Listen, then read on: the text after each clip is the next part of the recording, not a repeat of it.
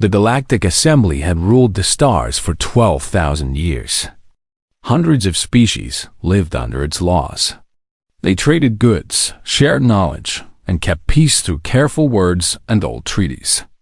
The Assembly believed it had seen everything the universe could offer. Every kind of creature. Every type of civilization. Every possible threat. Then the humans arrived. The first human ship came out of hyperspace. Near Station Omega-7, the largest trading hub in the known galaxy.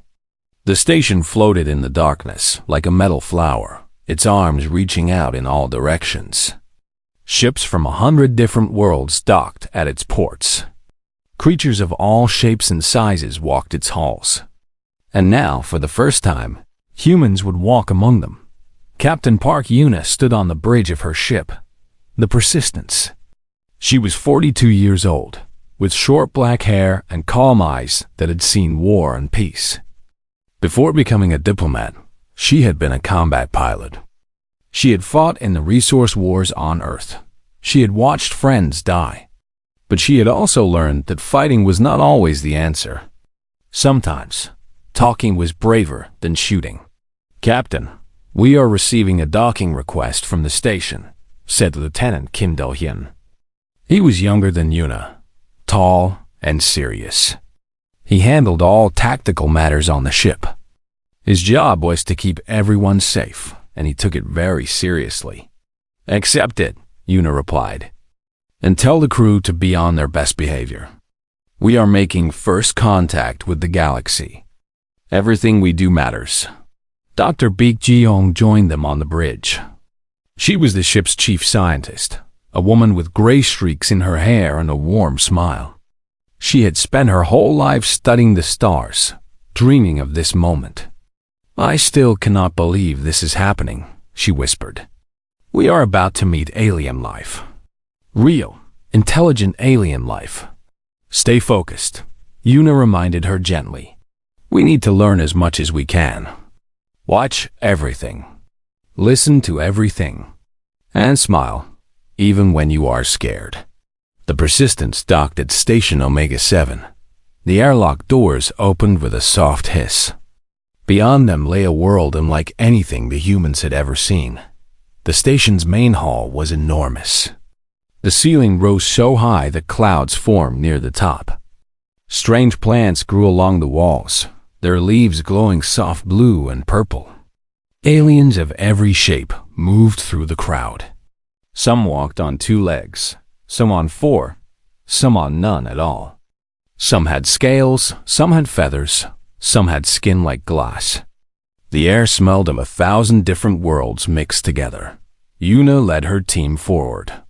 She kept her back straight and her face calm. Inside, her heart was beating fast. But she had learned long ago to hide her fear. A tall creature approached them. It had 4 arms, crystalline skin that sparkled in the light, and eyes like deep pools of water. It wore robes of silver and gold, marking it as someone important. "I am Ambassador Toral of the Vesa Collective," the creature said. Its voice was smooth, like music played on glass instruments. "I have been assigned to evaluate your species and determine your place in the Assembly. I am Captain Park Yuna of Earth," Yuna replied. She bowed her head slightly, a gesture of respect. "We come in peace, seeking friendship and trade." Toral studied her for a long moment. His crystal face showed no emotion, but Yuna could feel his judgment. He was measuring them, finding them small, finding them weak. "Your ship is modest," Toral said at last. "Your technology appears to be several generations behind Assembly standards. And your species." He paused, tilting his head. "You have no natural weapons. No claws, no venom, no armor. Your bodies are soft. Your lives are short. How have you survived on your world?" "We work together," Yuna answered simply. "We help each other. And we never give up." Toral made a sound that might have been a laugh. "Charming. The Assembly will find you amusing. Over the next several weeks, The humans explored Station Omega-7. They met traders and scientists, soldiers and artists. They learned about the galaxy's history, its politics, its dangers. And everywhere they went, they were treated the same way. With politeness, with curiosity, and with a deep, unspoken belief that humans did not matter. Dr. Beak spent her days in the station's library, downloading information about alien cultures. She was amazed by what she found. Species that lived for 1,000 years.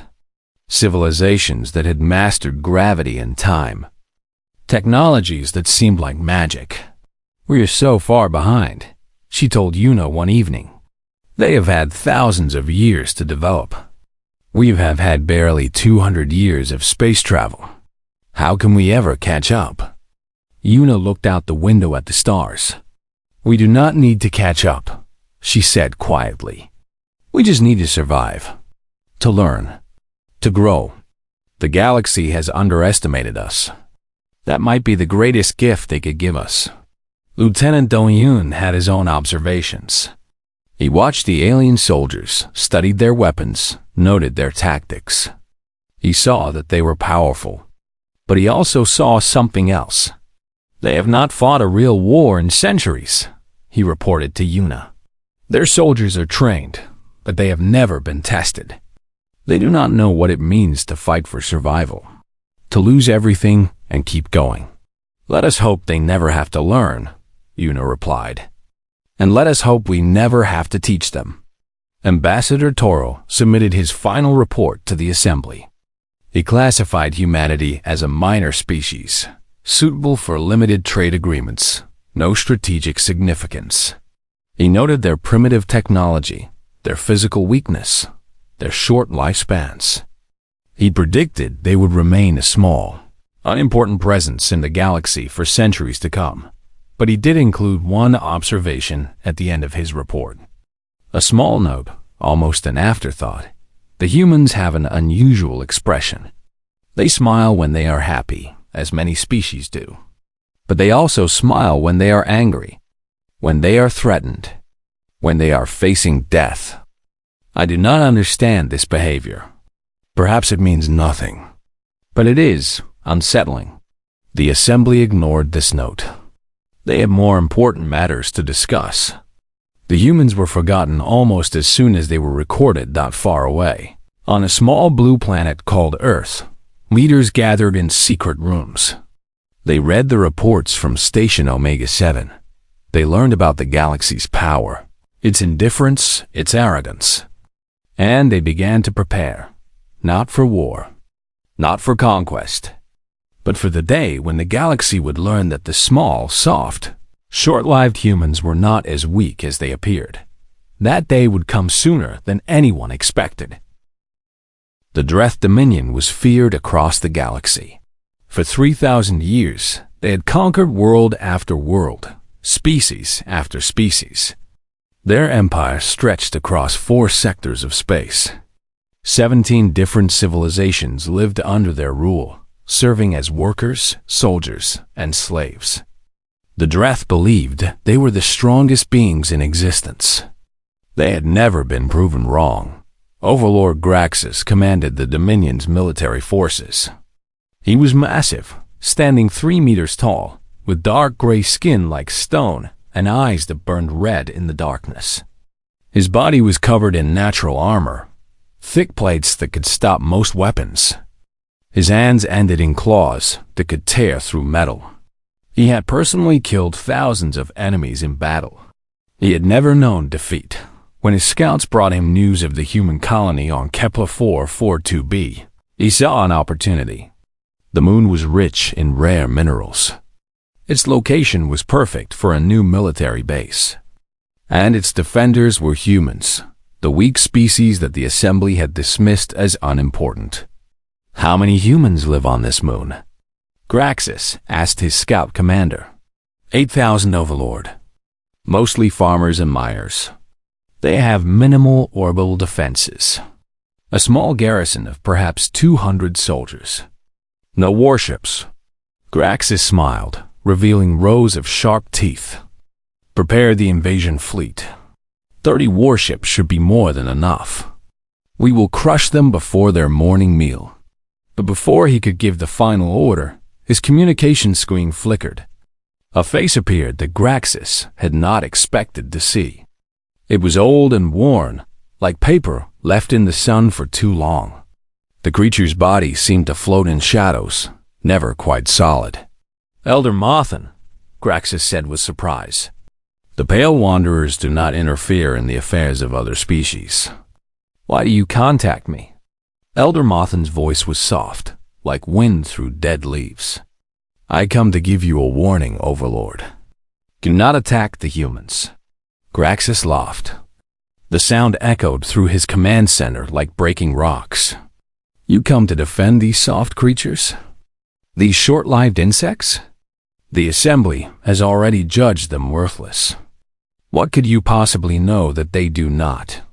"The Assembly sees only what is in front of them," Elder Mothan replied. "They measure strength in weapons and technology. They count ships and soldiers. But the Pale Wanderers have watched the galaxy for longer than any other species. We have seen civilizations rise and fall, and we have learned that true strength cannot be measured. Speak plainly, Old One. I have no patience for riddles." Elder Mothan's image flickered closer. "I have watched the humans since they first left their world. I have studied their history, their wars, their struggles, and I have seen something that terrifies me, terrifies you." Graxis leaned forward. "What could possibly terrify someone who has lived for 10,000 years? "The humans do not know how to surrender," Elder Mothan said. "Other species, when they are defeated, they accept their fate. They bow to the stronger power. They survive by submission. But humans are different. When you push them down, they get back up. When you hurt them, they come back stronger. When you kill their loved ones, they do not grieve and move on. They remember, they plan, and they hunt." Graxis waved his clawed hand dismissively. "Pretty words. But words do not stop weapons. I have 30 warships. They have farmers. You are not listening." Elder Mothan's voice grew urgent. "If you attack them, you will win the battle. That is certain. But you will lose everything that comes after. The humans will not accept defeat. They will not sign treaties. They will not pay tribute and live under your rule. They will fight you until one side is completely destroyed. An Overlord." The old creature's eyes seemed to glow in the darkness. "It will not be them. You expect me to believe that these soft, weak creatures could destroy the Dreth Dominion? I expect nothing. I only warn. The humans have a saying on their world, an eye for an eye, but they do not follow it. When you take their eye, they take your head. When you take one of their people, they take 1,000 of yours. They do not believe in equal revenge. They believe in making sure you can never hurt them again." Graxis stood from his throne. "Enough. I have conquered 17 species. I have burned worlds and broken armies. I do not fear farmers and miners." Elder Mothan's image began to fade. "Then remember my words when the end comes. Do not attack the humans, Overlord, because if you do, they will never let you flee. They will follow you across the stars. They will find you in the void between galaxies. They will chase you until the last star burns out. That is not a threat. That is their nature. They do not know how to stop." "Superstition," Graxis growled. "Old stories told to frighten children, perhaps." Elder Mothan's voice was barely a whisper now. "But ask yourself this. Why has no species ever successfully conquered Earth? Why have the humans never been enslaved? In a galaxy full of powerful empires, how has such a weak species remained free?" The image disappeared. Graxis stood alone in his command center, surrounded by the hum of machines and the distant footsteps of soldiers. For a moment, just a moment, he felt something cold in his chest. Something he had not felt in centuries. then he crushed it. He was Overlord Graxus. He had never lost. He would not start now. Send a fleet, he ordered. I want that moon under our control within 1 standard day. Kill anyone who resists. Take the rest as prisoners. We will show the galaxy what happens to those who occupy resources we desire. His officers hurried to obey. 30 warships powered their engines. Thousands of soldiers checked their weapons. The invasion force moved toward the small human colony like a storm moving toward a village. Far away, on Earth, sensors detected the approaching fleet. Alarms sounded in military bases around the world. Leaders gathered in emergency meetings. Soldiers prepared for orders that had not yet come. And on Kepler 442b, Mayor Choi Haijin looked up at the night sky. She saw lights moving among the stars. Lights that should not be there. Her hand moved to her communication device. All colonists, she announced, her voice steady despite the fear in her heart. This is Mayor Choi. We have detected unknown vessels approaching our orbit. This is not a drill. Begin evacuation procedures immediately. Families with children report to Shelter Alpha. Medical personnel report to your assigned stations. Defense volunteers report to the armory. She paused, taking a deep breath. I do not know what is coming. But whatever happens, remember who we are. We are humans. We do not run from fear. We face it together. In his command ship, Overlord Graxus watched the moon grow larger on his screen. He thought about Elder Mothin's warning and laughed that by tomorrow he would have a new colony. The humans would be slaves or corpses, and the galaxy would see once again that the Dreth Dominion was supreme. He was wrong about everything. The Dreth fleet arrived at dawn.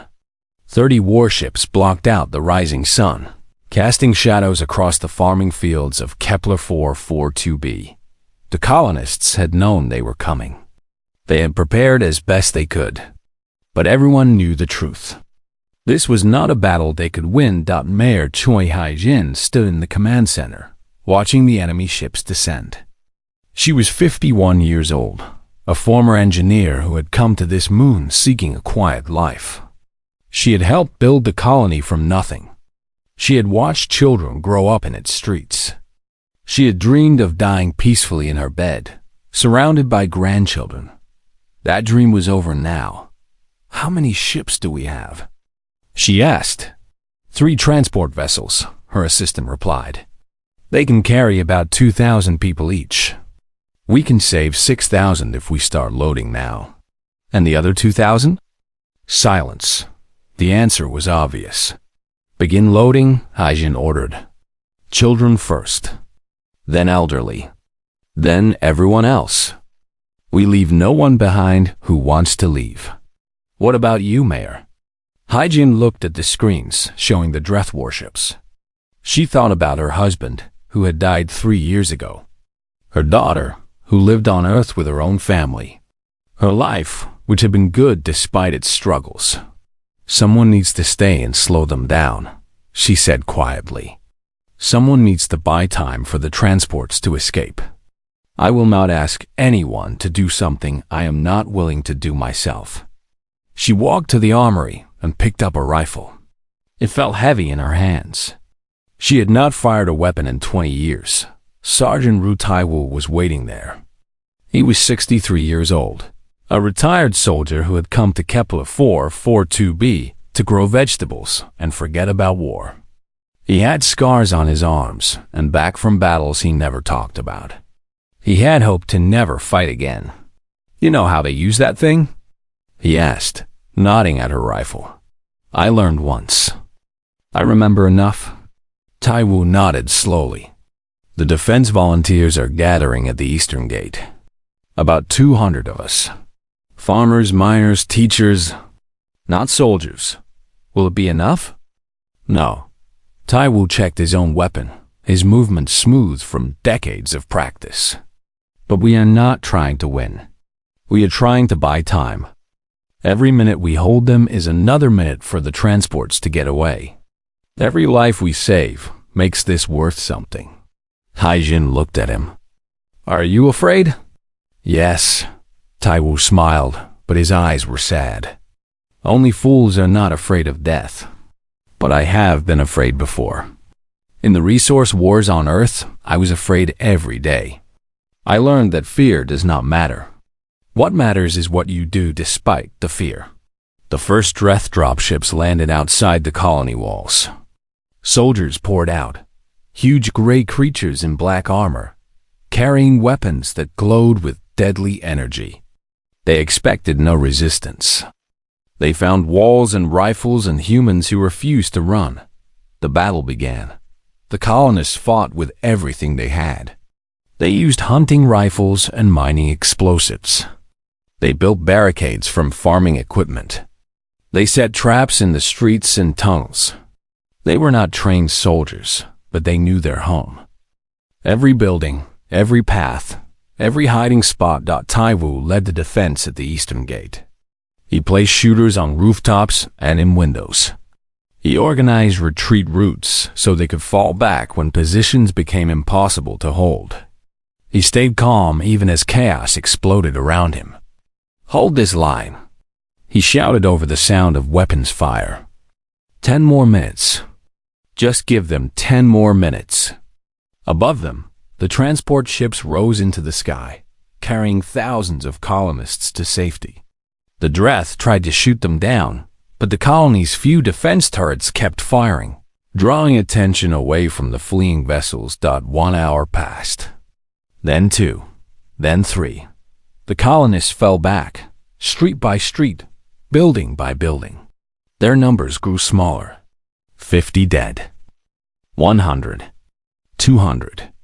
But they kept fighting. Mayor Choi stayed at the command center until the last possible moment, coordinating the evacuation. When Dreth soldiers broke through the main doors, she picked up her rifle and fired. She had never killed anyone before. Today, she killed 3. Then a Dreth weapon hit her chest. She fell against the console, blood spreading across her uniform. With her last strength, she activated the emergency broadcast. This is Mayor Choi Haijin of Kepler 442b, she said, her voice weak but clear. Our colony has been attacked without warning by the Dreth Dominion. We have fought as long as we could. 6,000 of our people have escaped. The rest, she coughed, tasting blood. The rest of us gave everything we had. She looked up at the ceiling, imagining the stars beyond. Tell Earth what happened here. Tell them we held the line. Tell them we did not surrender. Tell them. A voice faded. Tell them to remember us. The transmission ended. When the battle was over, 800 colonists were dead. 1,200 more had been captured, unable to reach the transports in time. The Dreth soldiers rounded them up, putting chains on their wrists and leading them toward the prison ships. Overlord Graxis walked through the ruined streets, stepping over bodies. He had expected the colony to fall in minutes. Instead, it had taken 4 hours. He had expected no resistance. Instead, he had lost 200 soldiers. Pathetic, he said, looking at the prisoners. But they will serve as examples. Broadcast images of our victory to the assembly. Let everyone see what happens to those who stand against the Dreth Dominion. The images went out across the galaxy. Species in 100 systems watched humans in chains being paraded through the Dreth capital. They saw the burning colony, the scattered bodies, the broken dreams. Most watched with indifference. Humans were unimportant. Their suffering did not matter. But on Earth, people watched with different eyes. Admiral Shin Byung-hee stood in the military command center, surrounded by generals and politicians. He was 70 years old, a man who had spent his life preparing for threats that never came. He had white hair and a face carved from stone. He had never lost control of his emotions in public. Today, tears ran down his cheeks. How many dead? He asked. 800 confirmed. 1,200 captured. 6,000 escaped. The prisoners. What will happen to them? Slave labor. The Dreth do not execute prisoners. They work them until they die. Silence filled the room. Everyone waited for orders. Everyone knew that what happened next would change everything.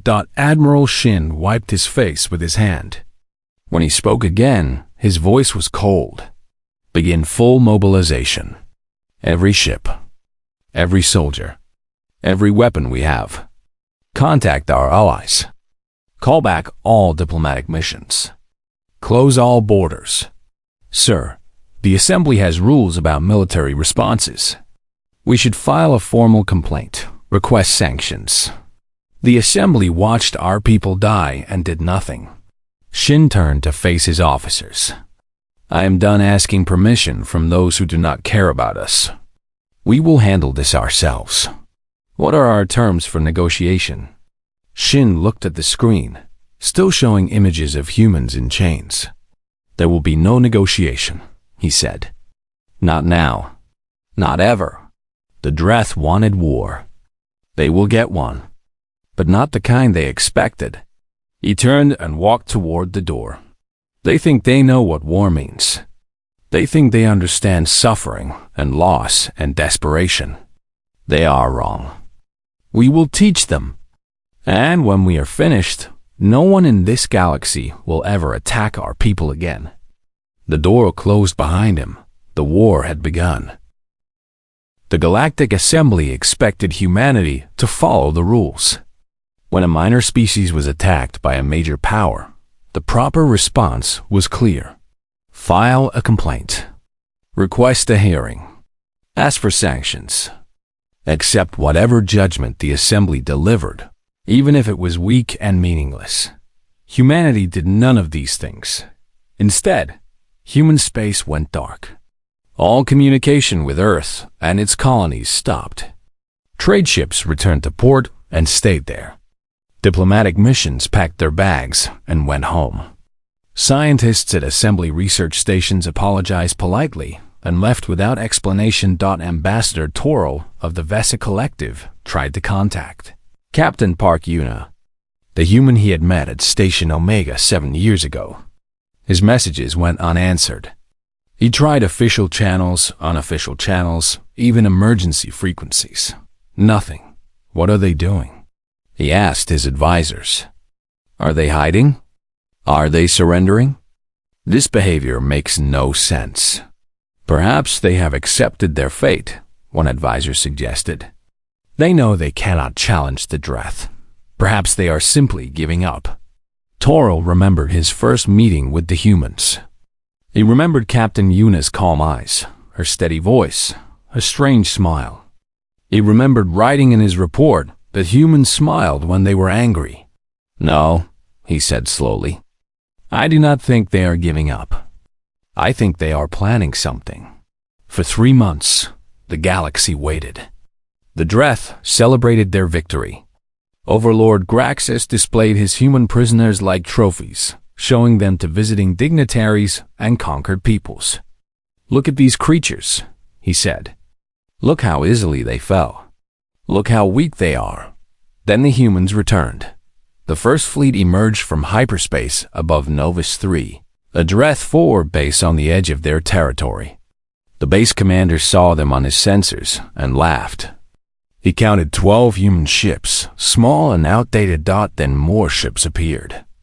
And more. 147 warships. Battlecruisers and destroyers and carriers and support vessels. More military power than humanity had ever shown to the galaxy. Their flagship, the Unrelenting, was twice the size of any vessel the Assembly had recorded. It bristled with weapons that the Dreth had never seen before. Vice Admiral Kan Ji-won commanded the fleet from the bridge of the Unrelenting. She was 48 years old, with sharp features and eyes that held no warmth.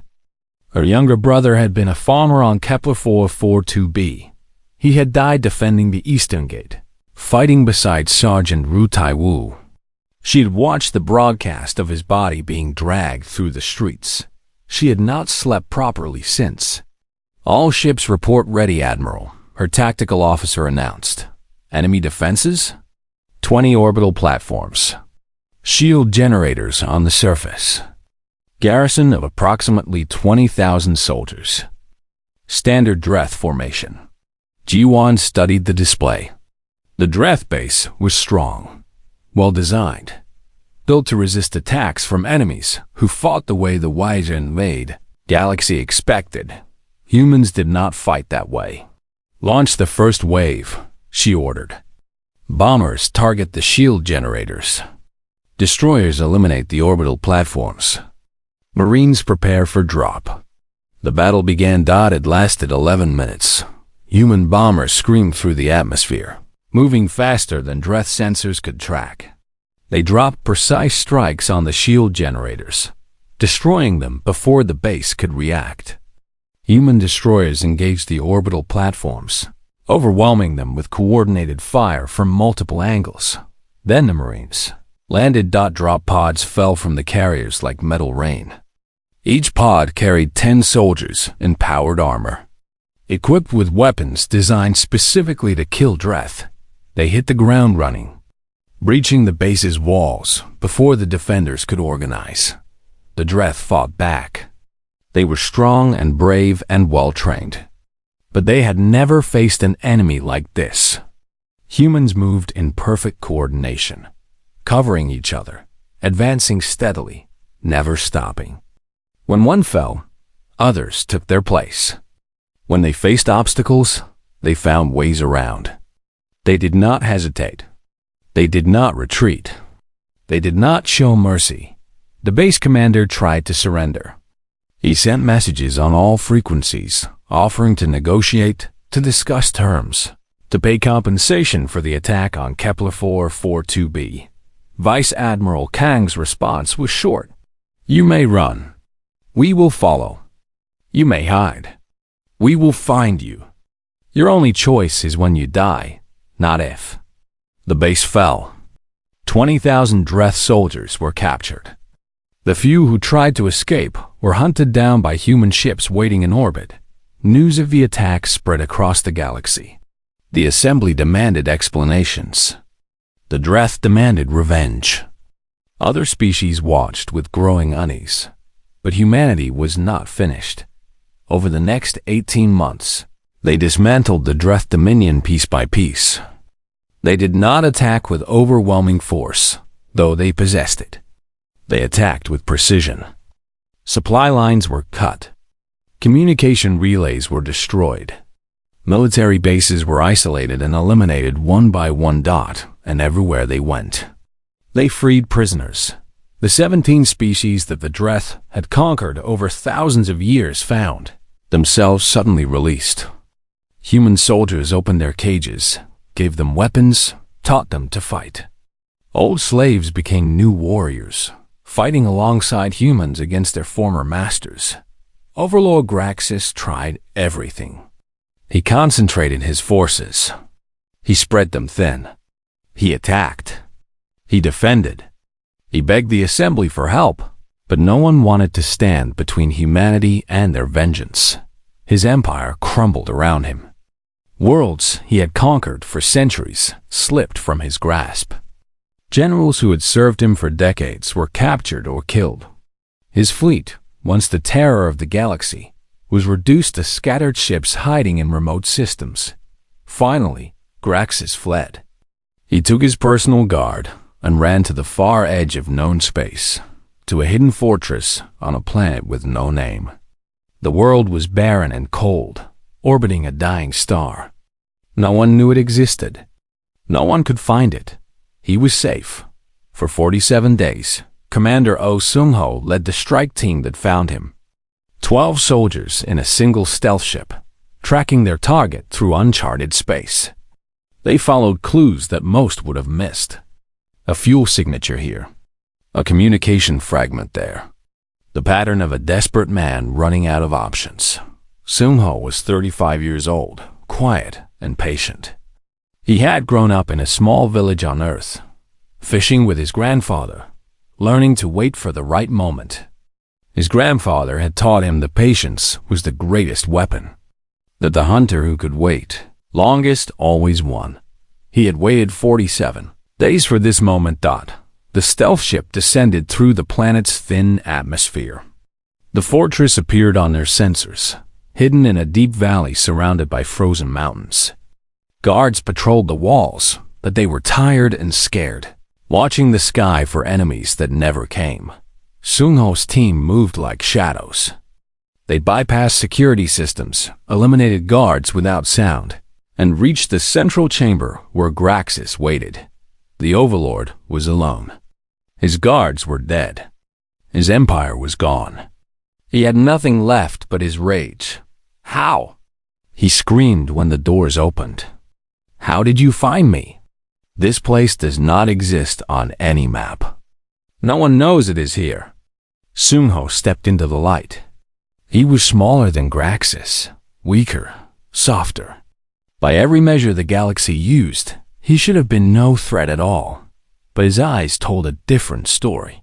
You hurt our people, Seung-ho said simply. You killed our families. You made our children into slaves. Did you think we would forget? Did you think we would stop? Graxis reached for his weapon, but human soldiers were faster. They surrounded him, rifles raised, waiting for orders. There is nowhere in this universe you could have hidden, Seung-ho continued. We would have followed you to the edge of existence. We would have searched for 1,000 years. Because that is who we are. We do not forget. We do not forgive. And we never, ever stop. He stepped closer, looking up at the creature who had caused so much pain. Elder Mothin warned you. He told you not to attack us. He told you what would happen. But you did not listen. You thought you were strong. You thought we were weak. Seung-ho shook his head slowly. You were wrong. The strike team led Graxis out of his fortress. Outside, human ships filled the sky, their lights cutting through the eternal twilight. The war was over, but the galaxy would never forget the lesson humanity had taught. The Galactic Assembly gathered in emergency session. Representatives from 300 species filled the great chamber, their voices rising and falling like waves in a storm. The topic of discussion was simple. What should be done about humanity? For weeks, the galaxy had watched in shock as humans dismantled the Dreth Dominion. They had seen ancient military bases burn. They had seen prisoners freed by the millions. They had seen Overlord Graxis, the most feared conqueror in living memory, dragged from his hiding place in chains. Now they wanted answers. The humans have violated every law of civilized warfare, shouted Ambassador Toro, his crystal skin flashing with anger. They refused to negotiate. They rejected mediation. They pursued their enemy until he was completely destroyed. This is not justice. This is barbarism. Others joined his voice. The Dreth had allies, species, who had benefited from their conquests. They demanded punishment for humanity, sanctions, isolation, perhaps even military action, but not everyone. Agreed. Representatives from the 17 species, freed from Dreth slavery, spoke in humanity's defense. They told stories of human soldiers opening their cages, sharing food and medicine, teaching them to fight for themselves. They spoke of centuries of suffering ended in 18 months. They asked why the assembly had never done the same. The chamber erupted in argument.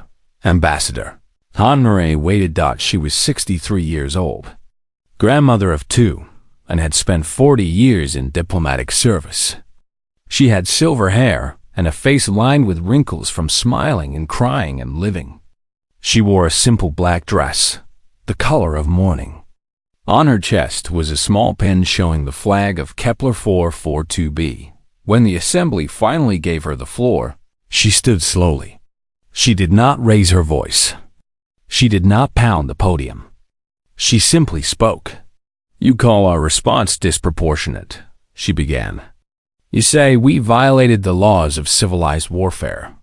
You say we should have negotiated, compromised, accepted whatever judgment this assembly offered. She paused, looking around the chamber. Let me tell you about proportion. 800 of our people died on Kepler 442b, farmers and teachers and children. They died defending their homes against an enemy who attacked without warning, without declaration of war, without any attempt at negotiation. Her voice remained calm, but something cold had entered it. 1,200 more were taken as slaves. They were paraded through enemy streets like animals. They were worked in mines and factories until their bodies broke. Some of them were children. Some of them were elderly. None of them had ever harmed a Dreth. She held up her hand, showing 5 fingers. For each life lost or stolen, we could have burned 1,000 worlds. We did not. We were proportionate. We targeted only military installations. We killed only those who resisted. We freed every prisoner, including the 17 species the Dreth had enslaved long before they touched our people. Toril stood to interrupt. You could have filed a complaint. You could have worked through proper channels. The assembly would have done nothing, Myray said flatly. Just as you did nothing when the Dreth conquered the Valoran. Just as you did nothing when they enslaved the merchant.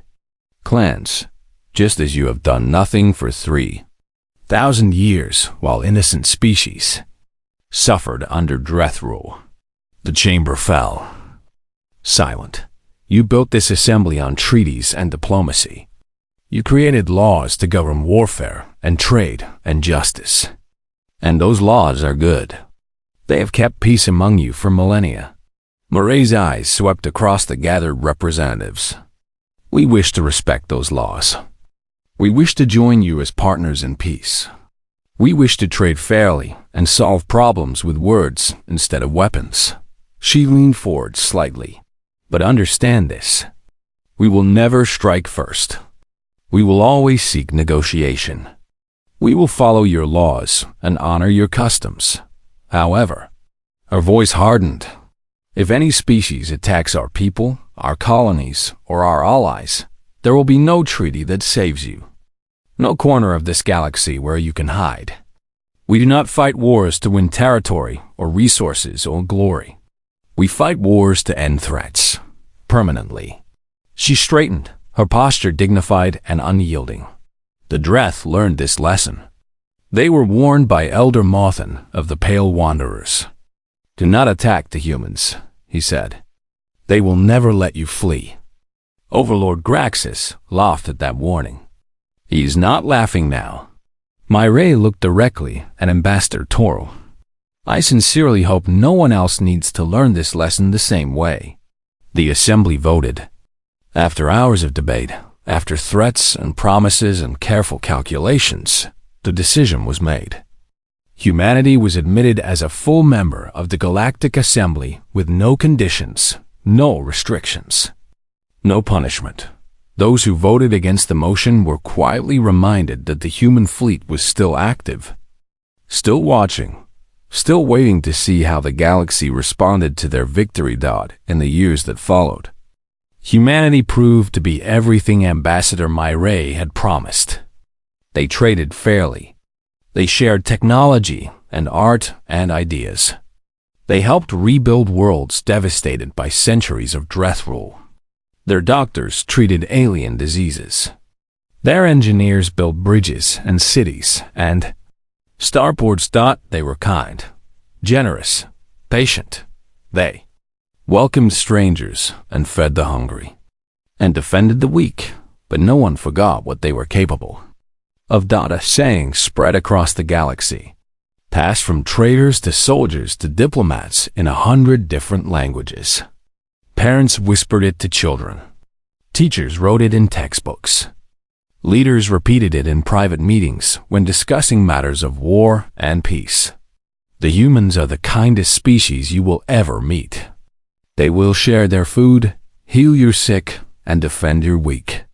But whatever you do, whatever grievance you hold, whatever resource you covet, Whatever pride you carry, do not attack the humans. Because if you do, they will never let you flee. 50 years after the Death War, a young girl named Park Somi visited the memorial on Kepler 442b. The colony had been rebuilt, transformed from ruins into a thriving city. Gardens grew where battlefields had been. Children played in parks, named after heroes who had died defending their home. Somi placed flowers at the statue of Mayor Choi Hai-jin. The statue showed the mayor holding a rifle in one hand and reaching toward the sky with the other. Her face was calm, determined, unafraid. She was my great-grandmother, Somi said quietly. I never met her. She died before I was born. Beside her stood a young Vesa, great-grandson of Ambassador Toro. His crystal skin caught the sunlight, casting tiny rainbows on the ground. His name was Terrell, and he had been Somi's friend since childhood. What are you thinking? He asked as I looked up at the stars. Ships passed overhead, human and alien flying together toward distant worlds. Research vessels heading into the unknown. Trade ships carrying goods between systems. Patrol craft keeping the peace. I am thinking, she said, that the galaxy is lucky we prefer making friends to making enemies. Terrell laughed softly. My great-grandfather said something similar near the end of his life. He said the greatest mistake of his career was underestimating your species. He said he looked at your soft bodies and short lives and saw weakness. He did not understand that your weakness was what made you strong. What do you mean? Because you are weak, you learn to work together. Because you die young, you value every moment. Because you can be hurt, you understand suffering. And because you understand suffering, you hate causing it to others. Terrell turned to face her. But you also hate anyone who causes it to you. Somi smiled. It was the same smile her ancestors had worn for centuries. The smile of a species that had been underestimated, attacked, and nearly destroyed. The smile of survivors who had refused to surrender. The smile of humans. Come on, she said, taking her friend's arm. Let us go home. I want to show you the sunset from my grandmother's garden. It is beautiful this time of year. They walked together through the memorial, past statues of farmers who had fought like soldiers and soldiers who had died like heroes. Behind them, the stars glittered with the light of 1,000 worlds at peace. Humans had earned that peace. They had paid for it with blood and tears and determination. They had shown the galaxy what they were truly made of, and the galaxy had learned to respect them. Not because they were the strongest, not because they were the oldest, not because they were the most advanced, but because when darkness came, when evil attacked, when innocent people needed protecting, humans did not run. They did not hide. They did not negotiate with those who harmed them. They fought, they remembered, and they never, ever stopped.